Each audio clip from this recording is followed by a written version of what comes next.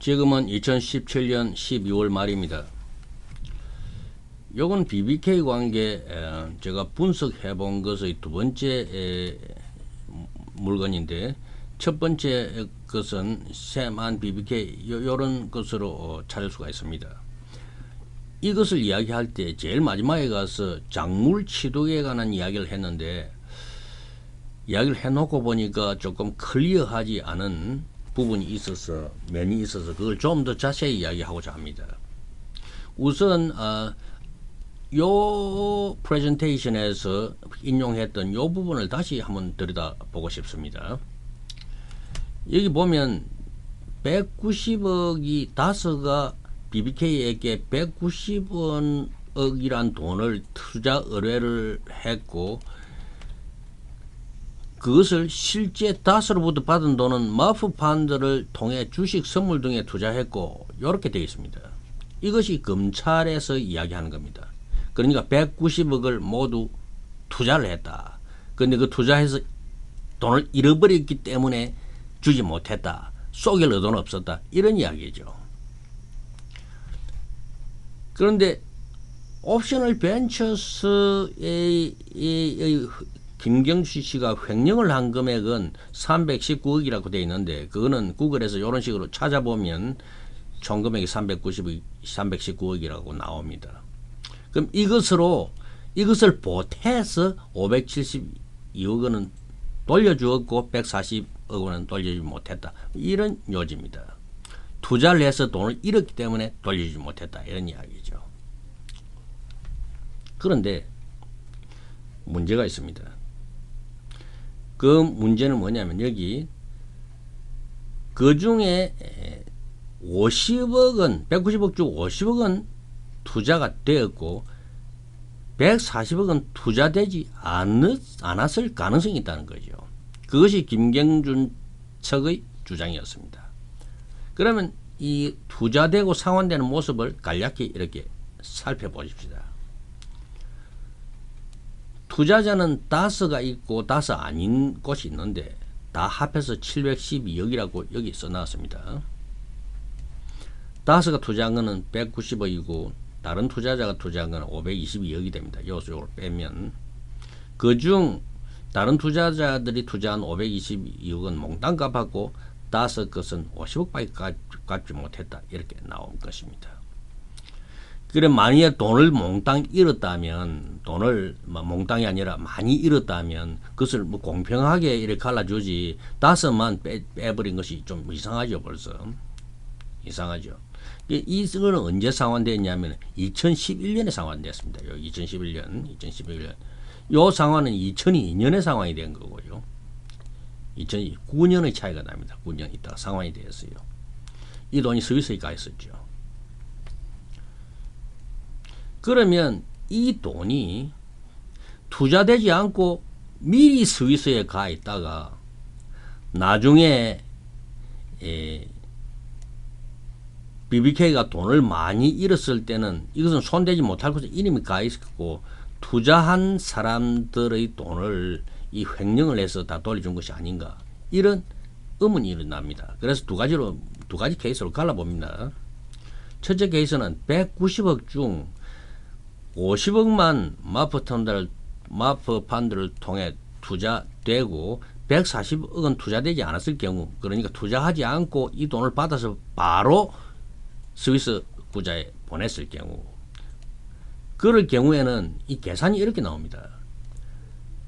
이 상환한 572억을 분리를 하면 옵셔널 벤처스 횡령금 전체가 여기에 포함되고, BBK가 가지고 있었던 자금은 요것뿐이다.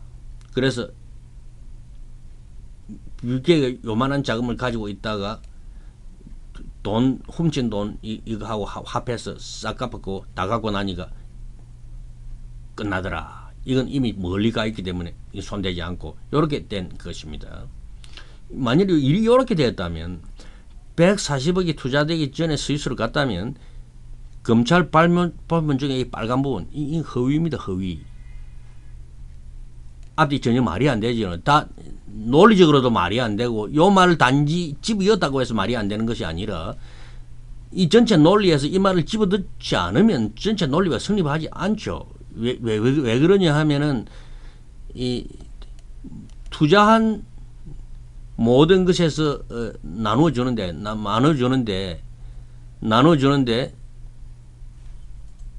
투자 모든 것에 나눠주는데 다 갚다가 보니까 다스는 못 갚았다 이래야 전체적으로 말이 되기 때문에 이걸 집어넣었고, 만일에 그렇게 하지 않고 140억은 그때 스위스에 가 있었다 이래 보면 그 스위스 당장 갚아라 이래 되지, 그 일이 이상해졌잖아요. 못 갚았다는 말 자체가 성립이 안 되잖아요. 스위스에 가 있으면. 자, 두 번째 가능성은 뭐냐면 다스 자금 190억 전액이 마포 펀드를 통해 투자되었을 경우는 어떻게 됩니까? 이래 될 경우에는 BBK 자금 요만큼 하고 횡령금 요만큼 하고 가지고 돈 570억을 다 갚고 나머지 140억은 횡령금 중에 140억은 스위스로 도망갔다는 이야기가 안 됩니까? 그렇게 됐다면 그것이 검찰 측하고 MB 측의 주장인데, 그렇게 됐다면 다스는 횡령 사실이 알려진 상태에서, 그러니까 2011년은 많은 소송이 진행되고 횡령 사실이 잘 알려질 때입니다. 그럴 상태에서 자기 돈이 아닌 것을 다른 투자자는 받지 못한 그걸 다른 투자자 다 받고 나서 자기 돈, 이건 횡령된 돈인 것을 가지고 갔으니까 작물 취득이 되는 거죠. 횡령은 작물 취득. 그래서 이 경우에는 사실 다스 측이 살 수 없는 자리가 되는 거죠. 이 횡령죄가 작물 취득죄가 성립이 되어 버리는 거죠. 그럼 다스 측에서는 이런 식으로 주장할 수밖에 없습니다. 이런 식으로 주장할 수밖에 다른 도리가 없는 거죠. 그런데 사실 다스도 이런 식으로 주장했는지 그건 모르죠. 그렇지만 MB 측과 검찰 측은 이렇게 주장하고 말았습니다. 그러면 여기서 가장 호기심이 나는 것은 스위스 돈이 어떻게 해서 다스로 돌아갔는가. 이 보면 그 당시 기사가 읽어보면 스위스에서 또 소송이 일어났대요. 다스가 김경준 씨를 상대로 소송을 걸어서 스위스 검찰에서 적부법 절차를 저 돈을 인출했다 이렇게 했는데, 그럼 옵셔널 벤처스는 스위스에 돈이 있는지 없는지 몰랐는데 다스는 어떻게 알고 난 먼저 스위스 이게 소송을 걸었을까? 이것도 이제 혼란의 투성이 아닙니까? 그리고 요 문제는 옵셔널 캐피털 측의 경합이 스위스가 없었기 때문에 스위스 결정은 이거 두 개 중에 어느 것이 진실인지를 가려줄 수가 없습니다. 지금 어느 것이 진실인지를 알고자 하면 검찰에 물어봐야 됩니다. 그 당시에 그 조사를 한 검찰을 물어봐야 되죠. 이 검찰이 이런 말도 안 되는 것을 왜 썼을까? 그러니까 횡령죄가 아니라 작물 취득죄가 성립시, 다스의 작물 취득죄를 성립시키는 이런 짓을 왜 했을까? 간단하죠. 이때는 2007년도입니다. 2007년도. 그때는 검찰이 이걸 쓸 때는 설마 이 돈이 도로 다스로 갈 것이라는 건 상상을 할 수가 없었던 거죠.